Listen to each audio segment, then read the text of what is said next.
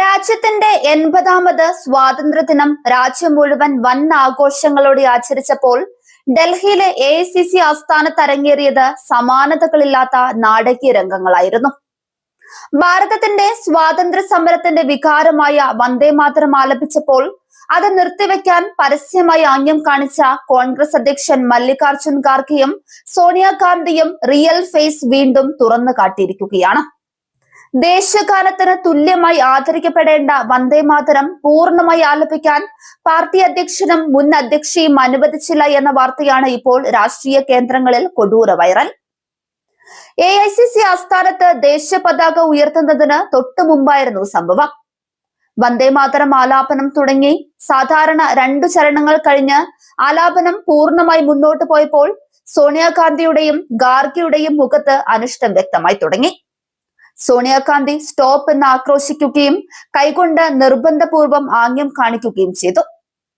വേദിയിലുണ്ടായിരുന്ന രാഹുൽ ഗാന്ധിയുടെ മുഖത്തും അമർഷം പുകയുന്നത് മാധ്യമ ക്യാമറകൾ കൃത്യമായി ഒപ്പിയെടുത്തു. പാർട്ടിയുടെ നേതാക്കൾ എത്രയൊക്കെ നിർത്താൻ ആവശ്യപ്പെട്ടിട്ടും അത് മുഖവിലക്കെടുക്കാതെ വന്ദേമാതരം പൂർണ്ണമായി ആലപിച്ചു. സ്വന്തം പാർട്ടി ആസ്ഥാനത്ത് പോലും വന്ദേമാതരത്തെ ഭയക്കുന്ന, വന്ദേമാതരത്തോട് വിമുഖത കാണിക്കുന്ന നിലപാടാണോ കോൺഗ്രസിന്റേത് എന്ന ചോദ്യമാണ് ഇപ്പോൾ രാജ്യമെമ്പാടും ഉയരുന്നത്. കേന്ദ്ര സർക്കാർ വന്ദേമാതരത്തിന് പൂർണ്ണമായ ആദരവ് നൽകണമെന്നും ദേശീയഗാനത്തിന് തുല്യമായി നിയമപരമായി സംരക്ഷണം നൽകണമെന്നും വ്യവസ്ഥ ചെയ്യുന്ന വന്ദേമാതരം ബിൽ പാർലമെന്റിൽ കൊണ്ടുവന്നപ്പോൾ അതിനെ കടുപ്പത്തിൽ എതിർത്ത പാർട്ടിയാണ് കോൺഗ്രസ്.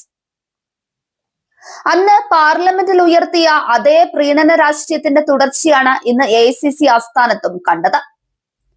ഏറെ കൗതുകകരമായ കാര്യം, കോൺഗ്രസ് ഭരിക്കുന്ന കേരളത്തിൽ പോലും ഔദ്യോഗിക സ്വാതന്ത്ര്യ ദിനാഘോഷ ചടങ്ങുകളിൽ വന്ദേമാതരം ഒഴിവാക്കാൻ തിടുക്കം കൂട്ടി എന്നതാണ്.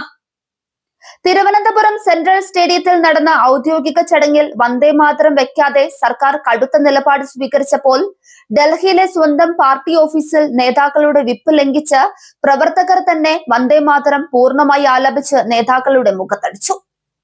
സംഭവം പുറത്തു വന്നതോടെ BJP കോൺഗ്രസിനെതിരെ അതിരൂക്ഷമായ ആക്രമണമാണ് അഴിച്ചുവിട്ടത്. സ്വാതന്ത്ര്യ സമരത്തിന്റെ പാരമ്പര്യം അവകാശപ്പെടുന്ന പാർട്ടിക്ക് വന്ദേമാതരത്തോട് ഇത്രയധികം വിദ്വേഷമോ എന്നാണ് BJP വക്താക്കൾ ചോദിക്കുന്നത്.